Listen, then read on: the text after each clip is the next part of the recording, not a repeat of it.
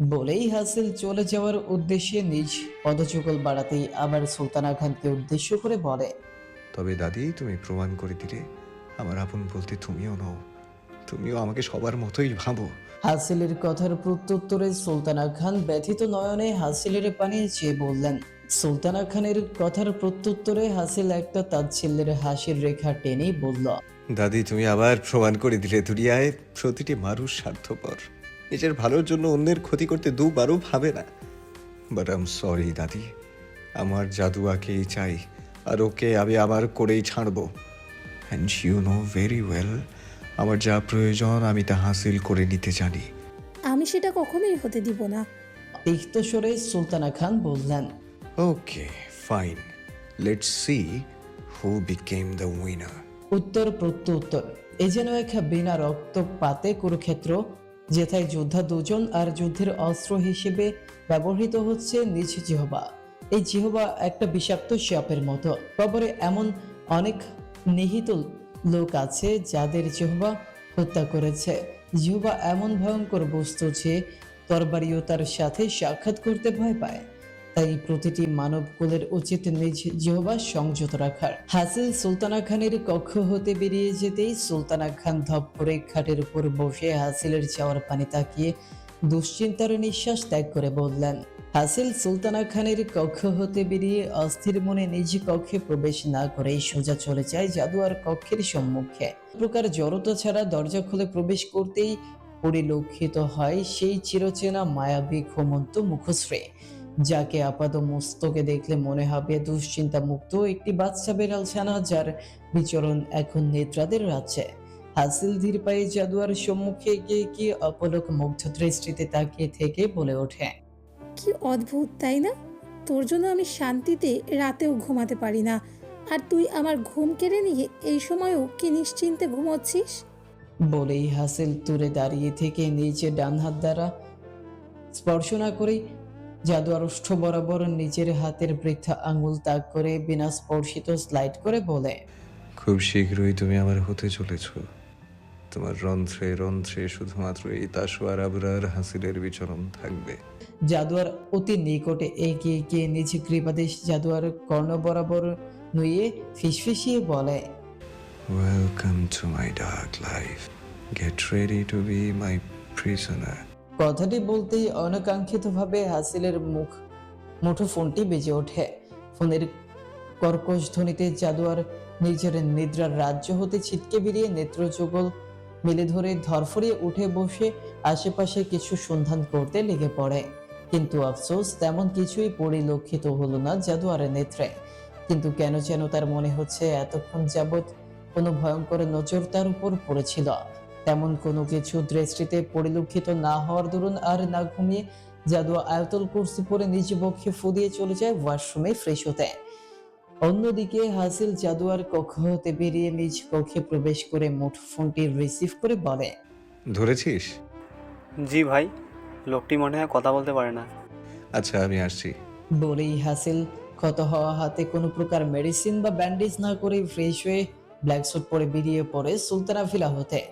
সাব্বিরকে সঙ্গে নিয়ে রওনা হয় কাঙ্ক্ষিত গন্তব্যস্থলের উদ্দেশ্যে। হাসিলের গাড়িটি আবারও এসে থামে ভয়ঙ্কর সেই অন্ধকারাচ্ছন্ন অরণ্যের সামনে। সাব্বির বুঝে উঠতে পারে না কেন হাসিলকে এই ভুতুরে শ্যাওলা পড়া বাড়িটিতেই যেতে হবে। সাব্বির আফসোসের সহিত হাসিলের পানি চেয়ে বিড়বিড়িয়ে বলে ওঠে, বেটা বজ্জাত, তোর কি মনে হয় মানুষকে মারার সাহস আছে বলে ভূতকেও মারতে পারবো নাকি? এই পুরো জায়গাটা দেখলেই তো মনে হয় ভূত প্রেতদের সুখের সংসার চলছে, আর তুই বারবার তাদের প্রেমের সংসারে বাধা প্রদান করতে চলে আসিস। আসিস তো আসিস, আমাকে সঙ্গে নিয়ে আসিস। কি করে যে বলি, ওই বাড়িতে প্রবেশ করতে গিয়ে কতবার যে আমার রুহু ঠেলে ঠুলে বের হয়ে আসতে চেয়েছিল, তার কোনো ইয়াত্তা নেই। সাব্বিরের এহেন উদ্ভট চিন্তার মধ্যেই তারা পৌঁছে যায় কাঙ্ক্ষিত গন্তব্যে, যেখানে অর্ধমৃত অবস্থায় পড়ে আছে এক ব্যক্তি। হাসিল লোকটির নিকট পৌঁছতেই নিভু নিভু নেত্রপল্লব মেলে যায় হাসিলের পানে। তখনই সেখানে উপস্থিত একটি ছেলে বলে ওঠে, ভাই, এত মার মেরেছি তারপরও মুখ থেকে একটাও কথা বের করেনি। ভাই, আমার মনে হয় সত্যি লোকটি কথা বলতে পারে না। ছেলেটির কথা শুনে হাসিল অর্ধমৃত লোকটির সামনে হাঁটু ভাঁজ করে বসে ছেলেটির উদ্দেশ্যে বলে, গিভ মি দ্য হ্যামার। হাসিলের হুকুম পাওয়ার সাথে সাথেই ছেলেটি হ্যামারটি হাসিলের হাতে দেওয়ার সাথে সাথেই হাসিল মাটিতে পড়ে থাকা লোকটির হাত শক্ত করে মাটিতে চেপে ধরে একের পর এক আঘাত করতে থাকে হাতের পৃষ্ঠে। লোকটি ব্যথার যন্ত্রণা সহ্য করতে না পেরে আকস্মিকভাবে ও মাগো বলে চিৎকার করে ওঠে। লোকটি ব্যথার যন্ত্রণা সহ্য করতে না পেরে আকস্মিকভাবে ও মাগো বলে চিৎকার করে ওঠে। লোকটির চিৎকারে সেখানে উপস্থিত সকলেই তৎক্ষণাৎ অবাক নেত্রতাক করে লোকটির পানে। কারণ মূলত তারা এতক্ষণ যাবৎ যাকে বাক শক্তিহীন ভেবেছে সে হঠাৎই তার জবান খুলেছে। বিষয়টি হাস্যকর নয় কি? অবশ্যই বিষয়টি হাস্যকর। ওই যে কথায় আছে না, বাপেরও বাপ আছে। ঠিক তেমনি এতক্ষণ যাবৎ তারা যা করতে না পেরেছে তা করে দেখিয়েছে তাসাওয়ার আবরার হাসিল নামক পুরুষটি। তাই বলা শ্রেয় শুধু শুধু তাকে দ্য লিডার অফ মাফিয়া আখ্যায়িত করা হয় না। লোকটির জবান খুলতেই হাসিল নিজ মুখে কুটিলতার হাসির রেখা ফুটিয়ে তুলে গর্জে উঠে প্রশ্ন করল, tell me, who are you? Who said you made an accident in my car? Who sent you to kill me? হাসিলের সিংহের ন্যায় গর্জনে কেঁপে ওঠে লোকটি। ভয়ার্ত কাপা কাপা কণ্ঠে বলল, বিশ্বাস করুন, আমি জানি না কীভাবে যেন আমার ট্র্যাকের ব্রেক ফেল হয়ে যায়। আমি নিয়ন্ত্রণ হারিয়ে আপনার গাড়িতে গিয়ে ধাক্কা লাগে। আমি ইচ্ছে করে করিনি। বিশ্বাস করুন, কেউ আমাকে পাঠায়নি আপনাকে মারতেই। সব কিছু একটা অ্যাক্সিডেন্ট মাত্র। আমাকে ছেড়ে দিন।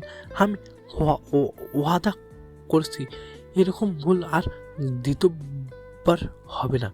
লোকটির করা প্রত্যুত্তরে হাসিল উচ্চস্বরে হেসে ওঠে। সেখানে উপস্থিত একটি ছেলেকে উদ্দেশ্য করে বলল, রকি, ট্রাকটি কি ব্রেক ফেল করেছিল?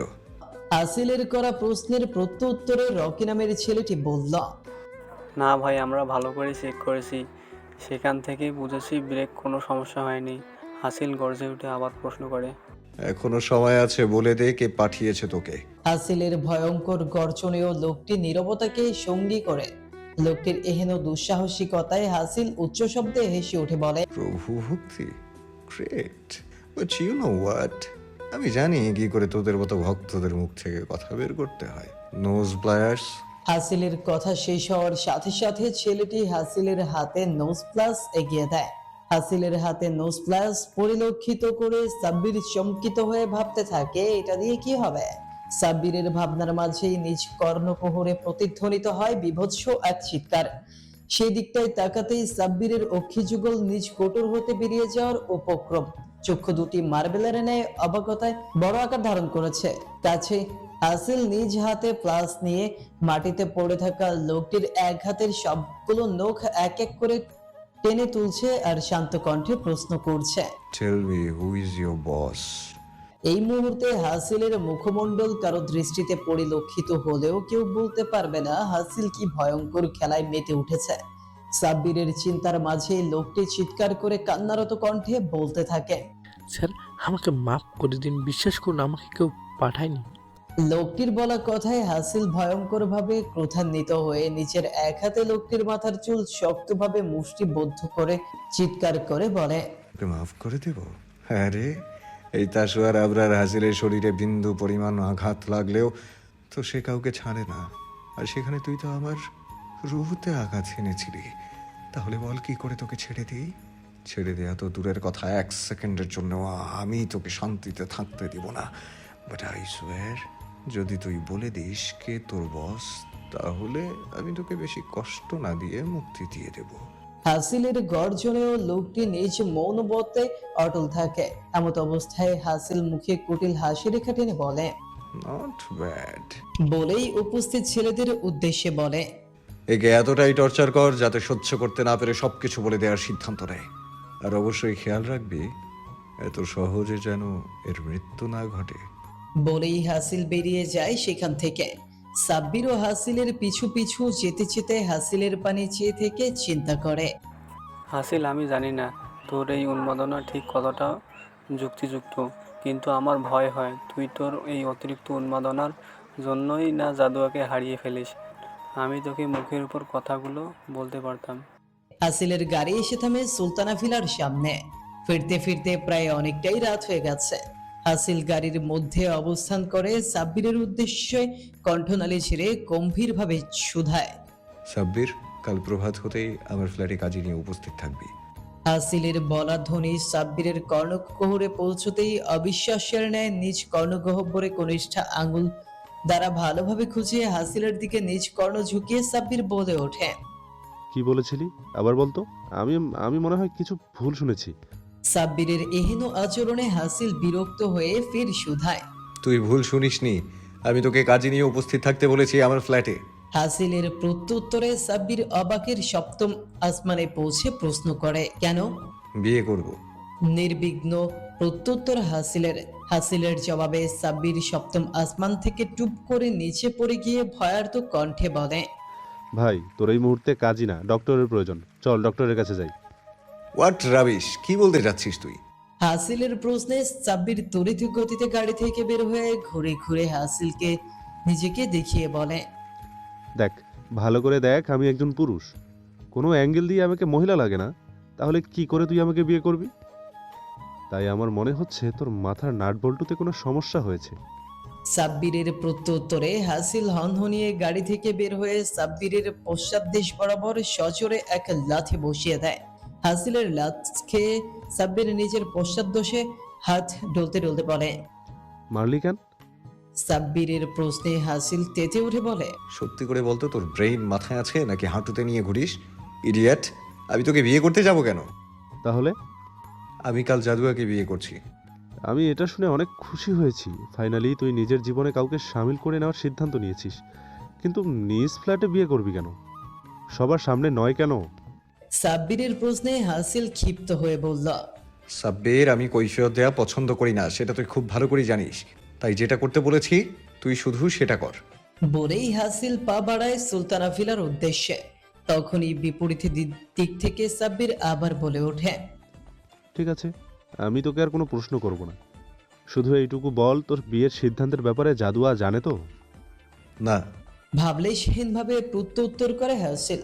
হাসিলের প্রত্যুত্তরে সাব্বির চিন্তিত হয়ে বলে, হাসিল, তুই জাদুয়ার অনুমতি ছাড়া কি করে ওকে বিয়ে করছিস জোর করে?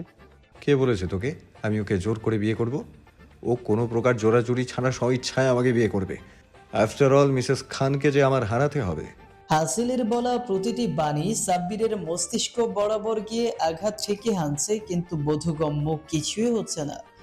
অবুঝের ন্যায় শুধু ফেলফেলিয়ে তাকিয়ে আছে সাব্বির হাসিলের পানে। সাব্বিরের এহেন হালত দেখে হাসিল গম্ভীর কণ্ঠে বলল, তোর ওই গোবরওয়ালা মাথায় বেশি চাপ প্রয়োগ না করে যা করতে বলেছি তাই করিস। বলেই হাসিল চলে যায় নিজ কক্ষের উদ্দেশ্যে। সাব্বির হতবিহবলের ন্যায় খানিকক্ষণ তাকিয়ে থেকে চলে যায় নিজ গন্তব্যে। রাত্রি প্রায় অনেকটাই গড়িয়েছে, যার দরুন সুলতানা ভিলার প্রত্যেকটি প্রাণীর বিচরণ চলছে নিদ্রাদের রাজ্যে। স্নিগ্ধ এই গভীর রচনীতে নিদ্রাদের আনাগোনা নেই আজ জাদুয়ার আখিতে। কারণ হিসেবে মূলত দায়ী করা যায় অপরাহ্নের ঘুমকে আর তার সেই ছোট্ট মস্তিষ্কে বিচরণকারী চিন্তাকে। আজকের ঘটে যাওয়া ঘটনাগুলো জাদুয়ার যেও নিজের মস্তিষ্ক থেকে বের করতে কোনো মতেই সক্ষম হচ্ছে না। বারংবার তার নেত্রে পরিস্ফুটিত হচ্ছে হাসিলের করা অযাচিত স্পর্শগুলো। এই প্রথম কোনো পুরুষ জাদুয়াকে আগলে নিয়েছে তার বক্ষ পিঞ্জরে। এই প্রথম কোনো পুরুষ ছুঁয়ে দিয়েছে জাদুয়াকে, কিন্তু এটা তো পাপ, ঘোর পাপ। পরপুরুষের ছোঁয়াতে কি অপবিত্র হয়ে যায়নি জাদুয়া? তার তো এখন অঝরে অশ্রু বিসর্জন দেওয়ার কথা, কিন্তু সে কেন দিচ্ছে না? কেন ওই তিক্ত পুরুষের স্পর্শগুলোতে কোনো অপবিত্রতা খুঁজে পাচ্ছে না জাদুয়া? কেন জাদুয়ার ওই নির্দয় পুরুষের পক্ষে নিজেকে সবচেয়ে সুরক্ষিত মনে হয়েছে? কেন মনে হয়েছে এই পুরুষটি জাদুয়ার রক্ষা কবচ? এই সকল চিন্তা ভাবনার তরুণ নিদ্রাদের সাথে সঙ্গী করতে পারছে না জাদুয়া। যদিও তারা সবাই ঠিক করেছিল সোহানার বিয়ের আগ অবধি সকলে একসাথে ঘুমাবে, কিন্তু আজকের অনাকাঙ্ক্ষিত ঘটনার দরুন সকলের অবস্থান নিজ নিজ কক্ষে। নির্ঘুম জাদুয়া কোনো মতেই নিদ্রাদের সাথে সাক্ষাৎ করতে পারছে না, ফলে মঞ্জিল হিসেবে ঠিক করে স্নেহার কক্ষ। উদ্দেশ্য অনুযায়ী জাদুয়া নিজের কক্ষ হতে বের হতে অনাকাঙ্ক্ষিতভাবে ধাক্কা লেগে যায় কারো সহিত। মুখ তুলে তাকাতেই নেত্রে পরিস্ফুটিত হয় ভ্রুকুটি করে তাকিয়ে থাকা গুমরা মুখ হাসিলকে, যার দর্শন পাওয়ার সাথে সাথে ভয় নিজ আখিদয় নুয়ে নেয়। জাদুয়া আমতা আমতা করে বলে ওঠে, সরি ভাইয়া, আমি খেয়াল করিনি। ইডিয়েট, চোখ কি হাতে নিয়ে ঘোরো? এভাবে চললে তো তোমার জন্য কেউ শান্তিতে হাঁটতেও পারবে না। হাসিলের প্রত্যুত্তরে জাদুয়া ভয় পেয়ে সেটে গিয়ে মনে মনে আওড়ায়। কিন্তু আমি তো এখনো হাঁটা শুরুই করিনি। আমি তো দরজা দিয়ে বের হতে যাচ্ছিলাম। উনি তো আমার দরজার সামনে দাঁড়িয়ে আছেন। কথাটি মনে মনে আওড়াতেই জাদুয়ার মনে একটি প্রশ্ন উকি দিল। আচ্ছা, এটা তো আমার রুমের দরজা। উনি এখানে কি করছিলেন? উনি কি ভুলে এখানে চলে এসেছেন? তাহলে ওনারও ভুল হয় তবে। মনে মনে কথাটি চিন্তা করে যখনই জাদুয়া বলতে যাবে আপনি ভুল রুমে চলে এসেছেন, তখনই জাদুয়ার দৃষ্টিতে পরিলক্ষিত হয় হাসিলের বিভৎস ক্ষত হওয়া হাতটি। আতঙ্কিত হয়ে জাদুয়া হাসিলের হাতটি ধরে বলে ওঠে। ভাইয়া, আপনার হাতের অবস্থা তো অনেক খারাপ। আপনি এখনো মেডিসিন লাগাননি কেন? বলেই জাদুয়া হাসিলের দিকে তাকাতেই হাসিলকে ভ্রু কুঁচকে জাদুয়ার পানে তীক্ষ্ণ দৃষ্টিতে তাকিয়ে থাকতে দেখে জাদুয়া হাসিলের হাতটি ছেড়ে দিয়ে ভীত কাঁপা কাঁপা কণ্ঠে বলে। সরি ভাইয়া। জাদুয়ার এহেন আচরণে হাসিল বিরক্ত হয়ে বলল। কি বললে? সরি। না, এর আগে কি? সরি বলার আগে কি লাগানোর কথা বলেছিলে? হাতে মেডিসিন কেন লাগাননি? এটা। শান্ত কণ্ঠে বলল হাসিল। জাদুয়াকে একবার ভালো মতো পরখ করে হাসিল নিজ মুখে একটি বাঁকা হাসির রেখা ফুটিয়ে তুলে বলল। আচ্ছা বলো তো, আমার হাতের এই হালত কেন হয়েছে? হাসিলের প্রশ্নে জাদুয়া কিছুক্ষণ চুপ থেকে ভয়ে ভয়ে বলল। গাড়ির জানালার কাছে আঘাত করার জন্য। Absolutely correct. কার জন্য আঘাত করেছি? আমার জন্য। তাহলে কার জন্য আমার হাতের এই অবস্থা হয়েছে? আমার জন্য। সো আমার হাতে মেডিসিন কে লাগাবে? আমি। কথাটি বলেই জাদুয়া চমকিত নয়নে তাকালো হাসিলের পানে। নিজের অজান্তে এটা কি বলে ফেললো জাদুয়া? তখনই হাসিল গম্ভীর স্বরে আবার বলল। তাহলে লাগিয়ে দাও মেডিসিন। হাসিলের প্রত্যুত্তরে জাদুয়া ভয় ভয় বলল। আমি কি আপনাকে মেডিসিন লাগিয়ে দেব? আমি পারবো। সম্পূর্ণ কথা বলার পূর্বেই হাসিল নিজ গম্ভীর স্বরে বলল। Come with me. বলেই হাসিল পদচারণ ফেলে নিজের কক্ষে যাওয়ার উদ্দেশ্যে। তখনও জাদুয়া স্তব্ধ হয়ে দাঁড়িয়ে রয়েছে সেই একই জায়গায়। সে বুঝতে পারছে না এখন তার কি করা উচিত। জাদুয়াকে এইভাবে মূর্তির ন্যায় দাঁড়িয়ে থাকতে দেখে গর্জে ওঠে হাসিল, আবার বলল। I said come with me. হাসিলের এহেন গর্জনে জাদুয়া ভয় দিক বিদিক শূন্য হয়ে নিচের পদযুগল চালায় হাসিলের সাথে তার কক্ষে যাওয়ার উদ্দেশ্যে। ভয়ে ভয়ে হাসিলের কক্ষে প্রবেশ করতেই জাদুয়ার চক্ষু চরক গাছ হয়ে যায়। কারণ মূলত হাসিলের কক্ষের সৌন্দর্যতা সুলতানা ভিলার সকল কক্ষ হতে হাসিলের কক্ষে সম্পূর্ণ ভিন্ন। জাদুয়া মুগ্ধ নেত্রে কক্ষটি খটিয়ে খটিয়ে দেখতে থাকে। তখনই হাসিল বলে ওঠে। ওখানে বা পাশের ড্রয়ারে। হাসিলের কণ্ঠ কর্ণকোহরে পৌঁছতেই নিজ মুগ্ধতার রেশ কাটিয়ে তাকিয়ে থাকে হাসিলের দিকে। সে মূলত বুঝতে সক্ষম হচ্ছে না হাসিল ঠিক কিসের কথা বলছে। তখনই হাসিল আবার বলল। ফার্স্ট এইড বক্স ওখানে। এবার জাদুয়া বুঝতে পেরে হাসিলের দেখানো স্থান থেকে ফার্স্ট এড বক্সটি নিয়ে হাসিলের সম্মুখে এসে দাঁড়ায়। হাসিল জাদুয়াকে নিজ খাটে বসে একটি চেয়ার টেনে নিয়েছেও জাদুয়ার সম্মুখীন বসে নিজ হাত বাড়িয়ে দেয় জাদুয়ার দিকে। হাসিলকে হাত বাড়াতে দেখে জাদুয়ার নেত্র তুলে তাকায় হাসিলের দিকে। তাকাতেই নয়নে নয়ন মিলিত হয় অস্থিরতায় ঘিরে থাকা দুটি চিত্তে। সঙ্গে সঙ্গে জাদুয়া নেত্র নামিয়ে ফেলে। কেমন যেন অস্থির লাগছে তার। তখনই হাসিল বলে ওঠে। কি হলো, মেডিসিন লাগাবে না? হাসিলের বাণী কর্ণ প্রতিধ্বনিত হতেই জাদুয়া নিজের অস্থিরতা কাটিয়ে কাপা কাপা হাতে হাসিলের হাতটি নিয়ে নেয় নিজের হাতের অন্তরালে। জাদুয়ার হাতের ছোঁয়া নিজ হাতে অনুভূত হতেই কেমন অদ্ভুত কম্পনের সৃষ্টি হয় হাসিলের সর্বাঙ্গে। ফলস্বরূপ কেঁপে ওঠে জাদুয়ার অন্তরালে থাকা হাতটি। হাসিলের হাতের কম্পন জাদুয়া পরিলক্ষিত করতেই বলে ওঠে। হাসিল কি আদৌ শুনল সে বাণী? সে তো মুগ্ধ নয়নে তাকিয়ে আছে তার সামনে থাকা সদ্য কলি থেকে ফুটে ওঠা স্নিগ্ধ মোহনীয় ফুলটির দিকে। জাদুয়া নরম হাতে মেডিসিন লাগানোর সময় হাসিলের ক্ষতবিক্ষত হওয়া হাতটি দৃষ্টিতে পরিলক্ষিত হতেই কোমল মনের অধিকারিণীর নয়ন হতে গড়িয়ে পড়ে দুফোঁটা অশ্রুফোঁটা। ঘোরে বিভোর মোহিত হাসিল জাদুয়ার অশ্রুসিক্ত নয়ন দেখে বশীভূতের ন্যায় নিজে হাত বাড়িয়ে দেয় জাদুয়ার অশ্রু গড়িয়ে পড়া অধরে নিজের অধরে শক্ত হাতের ছোঁয়া পেতেই অশ্রুসিক্ত নয়ন তুলে তাকায় শক্ত হাতের মালিকের পানে। ফের নয়নে নয়ন মেলে, ফলস্বরূপ মোহগ্রস্তর ন্যায় হাসিল মনে মনে বলে ওঠে, ও হে মায়াবতী কন্যা, তোর নয়ন হতে কেন বাড়ছে অশ্রুর বন্যা? কি দেখছিস তুই ওই দুটি কাজল রাঙা হরিণী চোখে? বিষাক্ত প্রণয়ের আসক্তি ছাড়িয়েছিস তুই এই হৃদয়হীনের বুকে।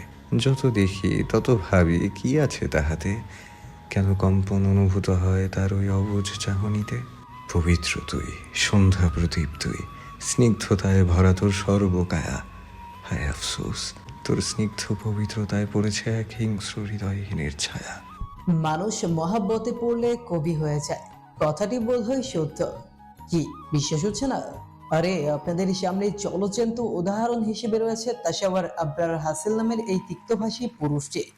ভাবা যায় প্রণয়ের অনলে দগ্ধ হয়ে এই মরুভূমির ন্যায় কাঠখোট্টা অনুভূতিহীন পুরুষটিও নিজের অজান্তে কে উঠবে শাড়ি। মোহ মায়া সে তো ভালোবাসারই একটি অংশ বিশেষ। এই মানবকুল জানেন মোহিত হয় কার উপর? তার উপর মহাব্বত জন্ম নেয় যার উপর। এই মহাব্বত শক্তপোক্ত ধৈর্যশীল হৃদয়হীন পুরুষটিকেও বেসামাল করে দিতে পারে মুহূর্তে। নেশার ঘরে বোধ হয়ে থাকা মানবের ন্যায় হাসিল নিচের বৃদ্ধা আঙ্গুলের স্পর্শে জাদুয়ার গালে থাকা অশ্রুকণাগুলোকে মুছে দেয়। জাদুয়া হাসিলের এহেন রূপে চমকিত হয়ে থমকে গিয়ে গভীর নেত্রত্যাগ করে হাসিলের দৃষ্টিতে, যেথায় আজ ক্রোধের কোনো বহির্ভাব প্রকাশিত হচ্ছে না, বরং কেমন অস্থিরতা, মুগ্ধতা, কোনো কিছু পাওয়ার তীব্র আকাঙ্ক্ষা পরিলক্ষিত হচ্ছে ওই সমুদ্রের ন্যায় গভীর দৃষ্টিতে। জাদুয়ার সঙ্গে সঙ্গে নামিয়ে নেয় নিজের আখি চুকল। কেমন সূক্ষ্ম ভয় অনুভূত হচ্ছে তার মধ্যে। ওই বাজ পাখির ন্যায় তীক্ষ্ণ দৃষ্টিতে নিজের নেত্র ধরে রাখতে হাসিলের এহেন অদ্ভুত আচরণের কোনো কিছুই বোধগম্য হচ্ছে না তার। কেন এই অদ্ভুত চাহনিতে তাকিয়ে আছে হাসিল জাদুয়ার দিকে? এই সকল বাণী নিজ মনে আউড়িয়ে জাদুয়া ভয় ভয় কেঁপে ওঠা হাতে দ্রুত হাসিলের হাত ব্যান্ডেজ করতে মনোনিবেশ করে। কিন্তু হাসিল সে তো মোহগ্রস্তের ন্যায় নিজ হাতে জাদুয়ার আদল ছুঁয়ে রেখে একধানে দৃষ্টি নিবিষ্ট করে আছে জাদুয়ার স্নিগ্ধ মুখশ্রীতে।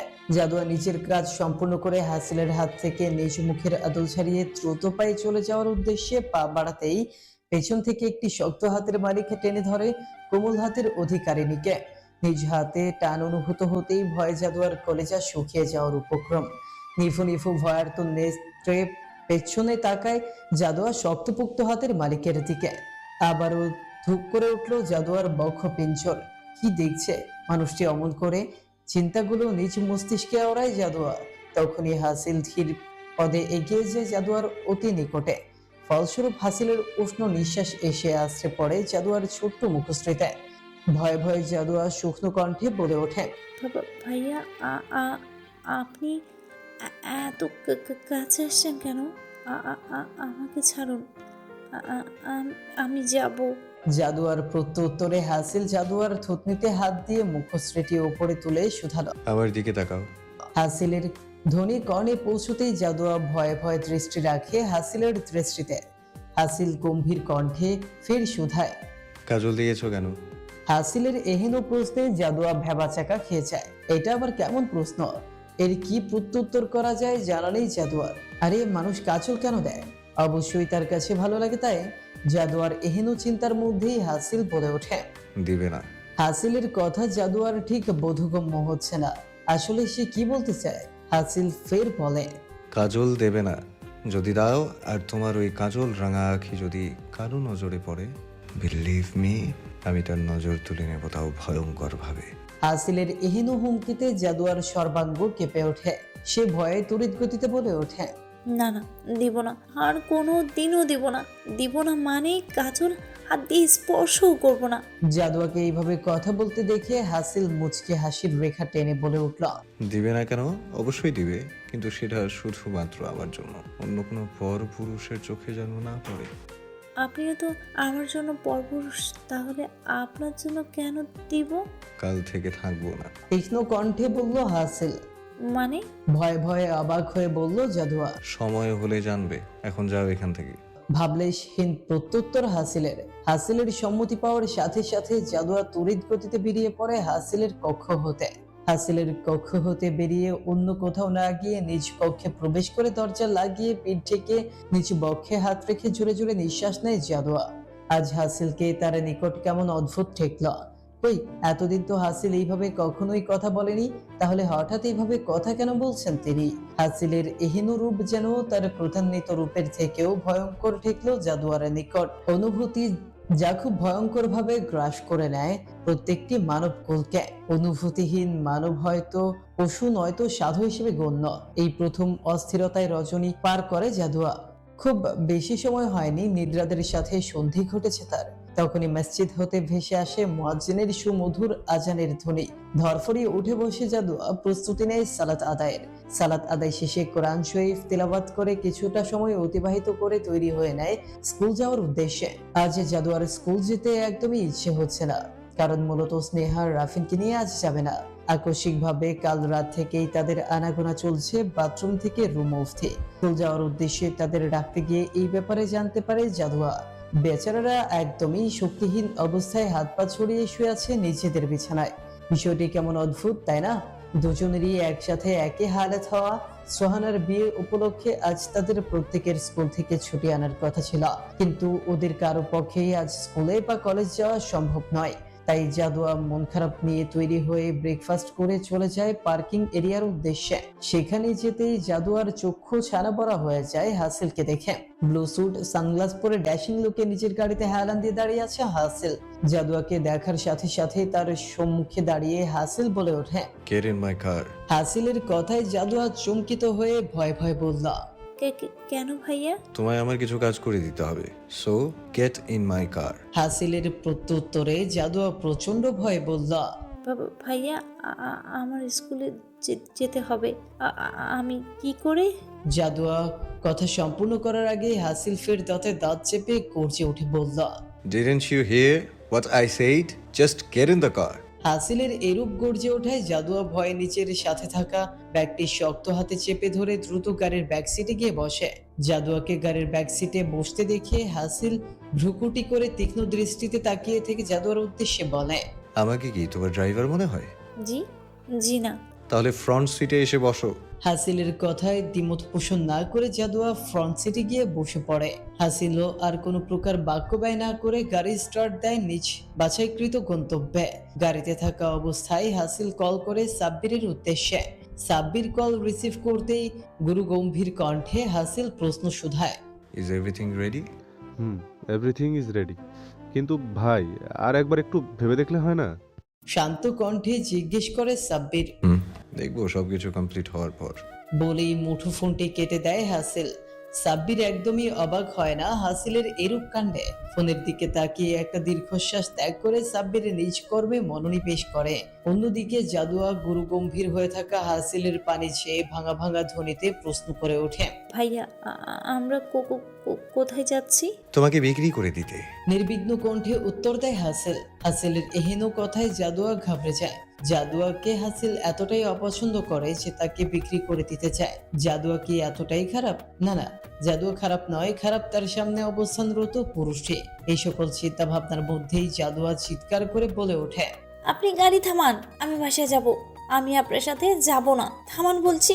দেখুন, আপনি গাড়ি না থামালে আমি চিৎকার করব। আপনি একটা খারাপ মানুষ। আমি নানুমনির কাছে যাব, আপনি আমাকে বাসায় দিয়ে আসুন বলছি। থামান গাড়ি। জাদুয়াকে এইভাবে চিৎকার করতে দেখে হাসিল খেপে গিয়ে উচ্চ স্বরে বলে ওঠে, শাট আপ ইউ ইডিয়েট! চিৎকার না থামারে আই সোয়ার আমি তোমাকে ধাক্কা দিয়ে এখন এখান থেকে ফেলে দেবো। হাসিলের উচ্চস্বরে গম্ভীর কণ্ঠে দেওয়া হুমকিতে জাদুয়া ভয়ে সিটিয়ে গিয়ে একদম চুপ করে সোজা হয়ে বসে থাকে। কারণ মূলত এই ঘাড়তারা লোকের উপর জাদুয়ার কোনো বিশ্বাস নেই। দেখা যাবে সত্যি সত্যি জাদুয়াকে ধাক্কা দিয়ে ফেলে দিয়ে দিবে গাড়ি থেকে, তখন জাদুয়ার কি হবে? সে তো সোহানাপুর বিয়েও দেখতে পারবে না। কত শত প্ল্যান করেছে তারা সোহানার বিয়ে উপলক্ষে, সবকিছু ভেস্তে যাবে না। জাদুয়ার কিছু হলে জাদুয়া নিজের এহেন উদ্ভট চিন্তার মধ্যে নিজের বক্ষে সাহস সঞ্চয় করে শান্ত কণ্ঠে হাসিলকে বলে, ভাইয়া দেখুন, আমাকে বিক্রি করে আর কত টাকাই পাবেন বলুন? তার চেয়ে বরং আমাকে বাসায় দিয়ে আসুন। আমি নানুমনির কাছ থেকে অনেক টাকা চেয়ে আপনাকে দিয়ে দেবো। প্লিজ ভাইয়া আমাকে যেতে দিন। জাদুয়ার এহেন উদ্ভট প্রস্তাবে কোনো প্রত্যুত্তর না করে হাসিল নিজ কাজে ব্যস্ত থাকে। জাদুয়ার এহেন উদ্ভট প্রস্তাবে কোনো প্রত্যুত্তর না করে হাসিল নিজ কাজে ব্যস্ত থাকে। হাসিলকে কোনো প্রকার প্রত্যুত্তর করতে না দেখে জাদুয়া আবার বিচরণ করে নিজের উদ্ভট চিন্তায়। জাদুয়ার চিন্তার মাঝে গাড়ি এসে থামে হাসিলের ফ্ল্যাটের সামনে। জাদুয়াকে আনমনে হয়ে কিছু ভাবতে দেখে হাসিল বলে ওঠে, এই যে ভাবনা জগতের শেহজাদি, আপনার ভাবনা শেষ হলে বেরিয়ে আসুন প্লিজ। হাসিলের এহেন সম্বোধনে জাদুয়া নেত্রযুগল বড় বড় করে হাসিলের পানে তাক করে বেরিয়ে আসে গাড়ি হতে। তখনই হাসিল জাদুয়ার উদ্দেশ্যে বলে ওঠে, কাম উইথ মি। হাসিলের কথায় জাদুয়া কোনো প্রতিক্রিয়া না দেখিয়ে সেখানেই দাঁড়িয়ে থাকে। সে মূলত ভয় পাচ্ছে এটা ভেবে হাসিল যদি সত্যি সত্যি তাকে বিক্রি করে দেয় তবে তার কি হবে। জাদুয়াকে তাই একই জায়গায় দাঁড়িয়ে থাকতে দেখে হাসিল ভ্রু কুটে করে তীক্ষ্ণ কণ্ঠে বলে, তুমি কি চাও আমি তোমায় কোলে করে নিয়ে যাই? If you want then I don't mind. হাসিলের এরূপ বাক্যে জাদুয়া অবাকের সপ্তম আসমানে পৌঁছে গিয়ে বলে ওঠে, ছি ছি, কি বলছেন এসব? আমি এমনটা একদমই চাই না। Good, then come with me. জাদুয়া নিজের সকল অনীহা থাকা সত্ত্বেও ভয়ে ভয়ে নিজের পদচারণ ফেলে হাসিলের পিছু পিছু। হাসিল নিজ ফ্ল্যাটের সামনে পৌঁছয় ভেতরে প্রবেশ করতেই লক্ষ্য করে জাদুয়া দরজার সামনে দাঁড়িয়ে। বিষয়টি এমন, ভেতরে প্রবেশ করার তার কোনো পায়তারা নেই। মূলত জাদুয়া ভয় পাচ্ছে ভেতরে প্রবেশ করতে। বিষয়টি হাসিলের বোধগম্য হতেই জাদুয়ার হাত ধরে টেনে নিয়ে আসে তাকে। ভেতরে প্রবেশ করতেই জাদুয়ার নেত্রে পরিলক্ষিত হয় দুটি মুখের অবয়ব, যার মধ্যে একজন সাব্বির, যাকে জাদুয়া অনেকবারই দেখেছে হাসিলের সাথে। অন্যজনটিকে জাদুয়া চিনতে পারছে না। লোকটির পরিহিত জুব্বা ও দাড়ি দেখে মনে হচ্ছে কোনো মসজিদের হুজুর হবে। কিন্তু হুজুর এখানে কেন? উনি কি তাহলে সত্যি সত্যি বিক্রি করে দিবে জাদুয়াকে এই হুজুরের কাছে? বিষয়টি ভাবতেই কলিজা শুকিয়ে গেল জাদুয়ার। ভয়ে ভয়ে জাদুয়া হাসিলের পিছনে গিয়ে দাঁড়ায় নিজেকে আড়াল করতে। ভয়ে ভয়ে জাদুয়া হাসিলের পিছু গিয়ে দাঁড়ায় নিজেকে আড়াল করতে। তখনই জুব্বা পরিহিত লোকটি ভয়ে ভয়ে হাত জোর করে বলল, স্যার, দয়া করে আপনাদের কাজগুলো তাড়াতাড়ি সম্পূর্ণ করে আমায় ছেড়ে দিন প্লিজ। সেই ভোর রাত থেকে এখানে বসে আছি। নিশ্চয়ই আমার পরিবার আমার জন্য অনেক দুশ্চিন্তা করছে। লোকটির এহেন বাক্যালাপে হাসিল লোকটির পানে প্রশ্নাত্মক দৃষ্টিতে তাকিয়ে গম্ভীর কণ্ঠে শুধায়। ভোর রাত থেকে এখানে মানে? হাসিলের প্রশ্নে লোকটি শুকনো ঢোক গিলে সাব্বিরের পানি চেয়ে আবার বলল, স্যার, আমি ঘুমিয়েছিলাম। তখনই কিছু লোক আমার বাড়ির দরজা ভেঙে আমাকে কোলে তুলে এখানে নিয়ে এসেছে। লোকটির করা প্রত্যুত্তরে হাসিল ভ্রু কুচকি করে সাব্বিরের পানে তাকাতে গলা খাকার দিয়ে সাব্বির বলল, আমার দিকে অমন করে কি দেখছিস তুই? আমি কিছু জানি না। আমি তো শুধু একটা ভালো কাজে নিয়ে আসতে বলেছিলাম ছেলেপেলেদের। ওরা যে ভোররাতে নিয়ে আসবে আমি কি সেটা জানতাম নাকি? দেখ, উল্টোপাল্টা কিছু বলিস না। আমিও কিন্তু সেই ভোররাত থেকে এখানে। সাব্বিরের করা প্রত্যুত্তরে হাসিল আফসোসের সহিত হাসি সুরে বলল, তোর কাছ থেকে এর চেয়ে ভালো কিছু আশা করা নিছ কি বোকামি। যদি পারিস নিজের মাথা থেকে মস্তিষ্কটা বের করে ভালো মতো পরিষ্কার করে ধুয়ে নিস। তখনই হাসিলের পেছন থেকে কে জাদুয়া ভয়ে ভয়ে তার শার্টটি টেনে ধরে অসহায় ব্যক্তির ন্যায় অনুরোধের স্বরে বলে, ভাইয়া প্লিজ আমাকে বাসায় দিয়ে আসুন। আমার এখানে একদমই ভালো লাগছে না, প্লিজ ভাইয়া। জাদুয়ার অনুরোধে হাসিল তার দিকে ঘুরে বলল, অফকোর্স, তোমাকে দিয়ে আসবো, আগে আমার কাজটা করে দাও। হাসিলের প্রত্যুত্তরে জাদুয়া তড়িৎ বেগে বলল, যে কোনো কাজ আমি করে দেবো ভাইয়া, শুধু আমাকে বিক্রি করবেন না প্লিজ। জাদুয়ার করা প্রত্যুত্তরে সাব্বির সন্দিহান দৃষ্টিতে তাকিয়ে থেকে মনে মনে আওড়ায়, বিক্রি? কিসের বিক্রি? এই মেয়ে বিক্রি করার কথা কেন বলছে? হাসিল কি ওকেও বিয়ের ব্যাপারে কিছু বলেনি? কি করতে চাইছে ও? না জানিয়ে কি করে বিয়ে করবে? তখনই হাসিল জাদুয়াকে প্রশ্ন করে। তুমি কি জানো বিয়ে কি করে হয়? হাসিলের করা প্রশ্নের জাদুয়া হাসিলের কুটিলতা বুঝতে না পেরে অবুঝের ন্যায় বলল, হ্যাঁ, জানবো না কেন? আমি তো আমাদের গ্রামে কত বিয়ে দেখেছি। বিয়ে কিভাবে হয় সেটাও তো সবাই জানে। জাদুয়ার প্রত্যুত্তরে হাসিল সকলের অগোচরে মুখে বাঁকা হাসির রেখা টেনে বলল, নো, ইউ আর রং। সবাই জানে না। সাব্বিরের দিকে তর্জনী আঙুল তাক করে। ওই যে ওকে দেখেছো, ওর ফ্রেন্ড জানে না। বিদেশে থাকতো তাই বাংলাদেশের কালচার সম্পর্কে নলেজ নেই। বাট ও বাংলাদেশে একটা ছেলেকে বিয়ে করতে চায়, তাই সাব্বিরের কাছে হেল্প চেয়েছে। ইউনো, ওর মাথা তো আবার খালি, বুদ্ধি শুদ্ধি একটু কম, তাই বিপদে পড়ে আমার কাছে সাহায্য চাইল। আমার তো আবার দয়ার শরীর, কি করে সাহায্য না করে থাকি বলো? তখনই আমার মনে হলো এই কাজের জন্য you are the right person. Cause তুমি গ্রামে থেকেছো, এই ব্যাপারে তোমার নলেজ অন্যান্য মানুষদের থেকে বেশি থাকার কথা। তাই তোমার কাছ থেকে সাহায্য নেওয়ার জন্য তোমাকে এখানে এনেছি। হাসিলের কুটিলতা পূর্ণ বাক্যে সরলতায় আবৃত থাকায় জাদুয়া একটা স্বস্তির নিঃশ্বাস ত্যাগ করে বলল, এর আগে আমাকে বললেই হতো। শুধু শুধু আমাকে ভয় দেখিয়েছেন ভাইয়া। আমাকে কি করতে হবে আপনি শুধু বলুন, আমি করে দিচ্ছি। এতক্ষণ যাবৎ ঘটে যাওয়া সকল ঘটনা অবিশ্বাসের ন্যায় অবাক নেত্রে সাব্বির পর্যবেক্ষণ করে যাচ্ছে আর মনে মনে বলছে, এ আমি কাকে দেখছি? এ কি সত্যি হাসিল? এত মিথ্যা কি করে বলছে ও? জীবনে যে কখনো কোনো মিথ্যার আশ্রয় নেয়নি, সে আজ গড়গড়িয়ে কি করে এত মিথ্যা বলতে পারে? এই জন্যই ও বলেছিল জাদুয়া কোনো প্রকার জোরাজুরি ছাড়াই ওকে বিয়ে করবে। কি সাংঘাতিক বুদ্ধি! আর মাঝখানে দিয়ে বলির বকরা আমাকেই বানালো। আমার বুদ্ধি শুদ্ধি কম? বাহ, কোন ক্ষণে যে তোর সাথে আমার বন্ধুত্বটা হলো, জীবনটা আমার তেজপাতা বানাইয়া দিলি। হাসিলের পরবর্তীতে বলা কথায় ভাবনার জগৎ থেকে ছিটকে বেরিয়ে পড়ল সাব্বির। হাসিল জাদুয়াকে উদ্দেশ্য করে বলল, তোমার বেশি কিছু করতে হবে না, তুমি শুধুমাত্র কাজীকে দেখিয়ে।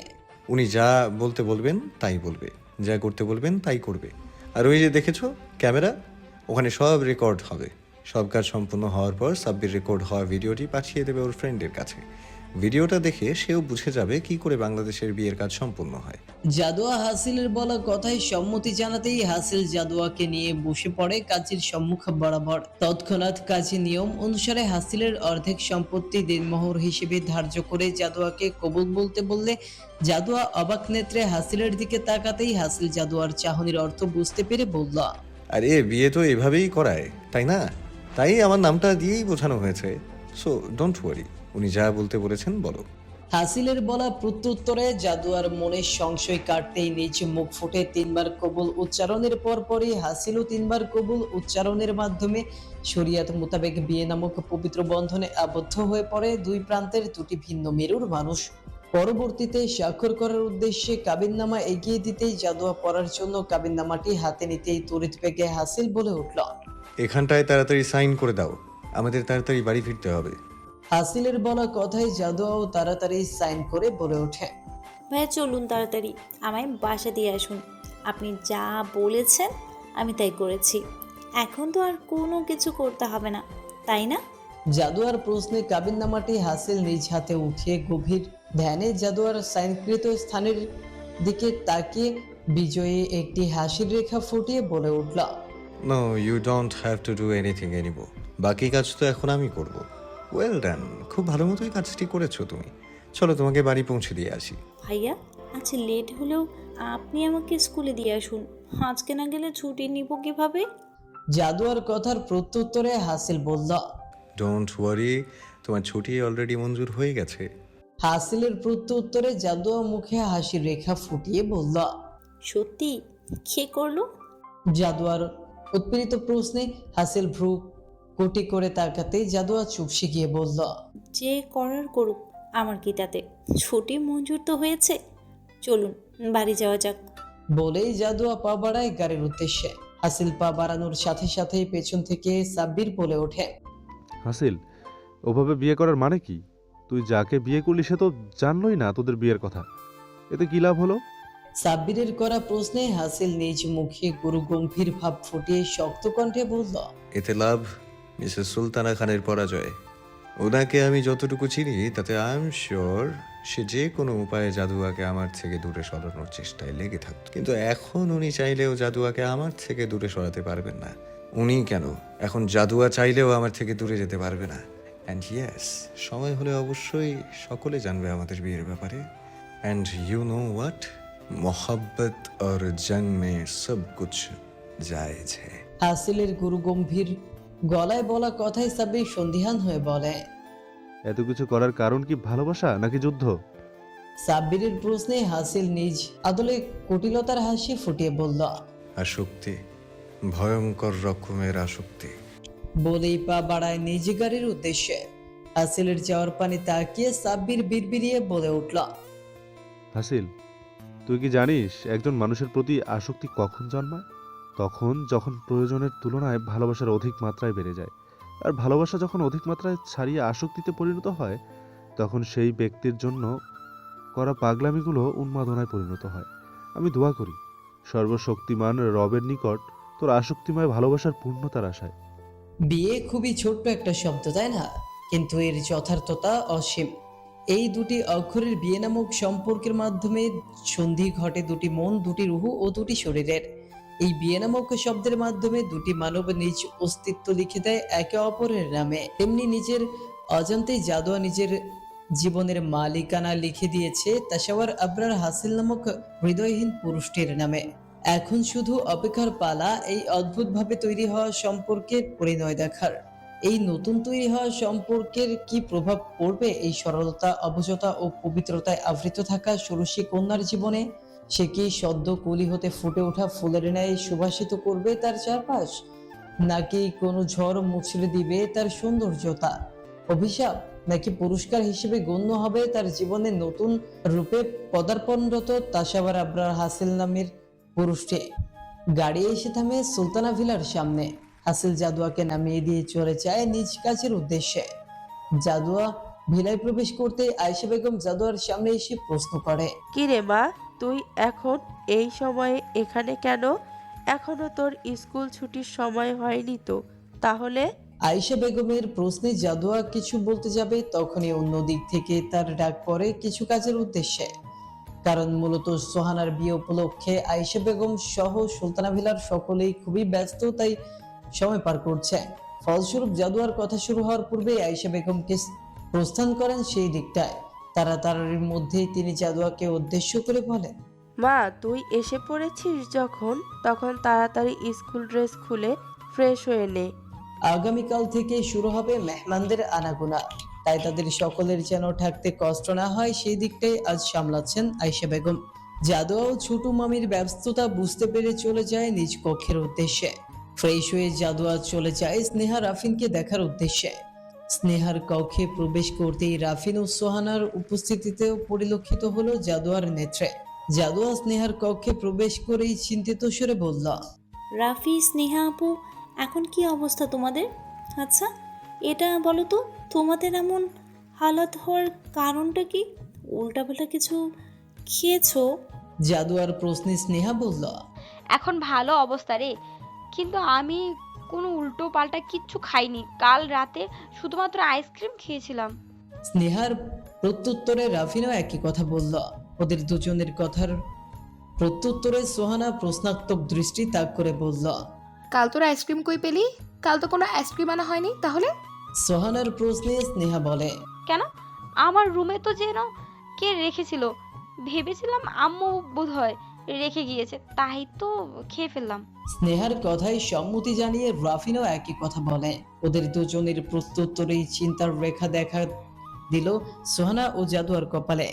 তখনই স্নেহা বলে উঠল, আরে এই ছোট্টখাটো বিষয় নিয়ে চিন্তা করবার কিচ্ছুই নেই। হয়তো কাল আইসক্রিম সুলতানা ভিলায় নিয়ে আসার কথা তোমরা জানো না। বলেই জাদুয়ার দিকে ঘুরে স্নেহা আবার বলল, আমাদের কথা বাদ দে, আগে বল তুই এই সময় এখানে কেন? তোর তো স্কুলে থাকার কথা ছিল। স্নেহার প্রশ্নে জাদুয়া বলে উঠল, আরে আমি তো আজ স্কুলেই যেতে পারিনি। কেন? জাদুয়া বাকি কথা বলার পূর্বেই সোহানার ফোনের রিং বেজে ওঠার দরুন সকলের দৃষ্টি কেন্দ্রভূত হয় সোহানার পানে। সোহানার হাত ভাব দেখে বোঝাই যাচ্ছে এই মুহূর্তে কার ফোন এসেছে। সকলে বুঝতে পেরে হাসি মশকরায় মেতে ওঠে সোহানাকে নিয়ে। অন্যদিকে অন্ধকারাচ্ছন্ন অরণ্যের মধ্যস্থলে অবস্থিত চড়া পড়া ভাঙা বাড়িটিতে আগমন ঘটে হাসিল ও সাব্বিরের।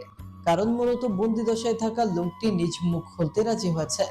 ফলস্বরূপ সেখানে থাকা চেয়ারে পায়ের উপর পা তুলে আইসি ভঙ্গিতে বসে হাসিল লোকটির জ্ঞান ফেরার অপেক্ষায়। প্রচন্ড মার এবং না খাওয়ার দরুন লোকটির নিস্তেজ হয়ে মাটিতে লুটিয়ে পড়েছে। লোকটির এহেন হালত দেখে ওখানে থাকা ছেলেদের উদ্দেশ্যে হাসিল বরফ শীতল ঠান্ডা পানি এনে লোকটির ক্ষতবিক্ষত হয়ে যাওয়া শরীরে নিক্ষেপের হুকুম করার সাথে সাথেই ছেলেগুলো তৎক্ষণাৎ বালতিতে করে বরফ শীতল ঠান্ডা পানি এনে নিক্ষেপ করে নিস্তেজ হয়ে যাওয়া লোকটির দেহে। নিজ শরীরে শীতল পানি অনুভূত হতেই সর্বাঙ্গ জ্বলে ওঠে মৃত্যুপ্রায় লোকটির। ফলস্বরূপ চেতনা ফিরে পেয়ে ধীরে ধীরে নিজ নেত্রযুগল মেরে ধরে। তখনই হাসিল লোকটির একদম নিকটে গিয়ে মুখ থেকে চৌচু জাতীয় শব্দের উৎপত্তি করে বলে, কি বলেছিলাম না? I know how to open the mouth of Lord devotees. Now tell me, কে তোকে পাঠিয়েছে আমাকে মারতে? হাসিলের করা প্রশ্নে লোকটি ভাঙা ভাঙা নিস্তেজ হয়ে যাওয়া কণ্ঠে ধীরে ধীরে বলল, আপনাকে মারতে আমাকে কেউ পাঠায়নি। আমাকে গাড়িতে অবস্থানরত মেয়েটিকেই মারার জন্য সুপারিশ দিয়েছে।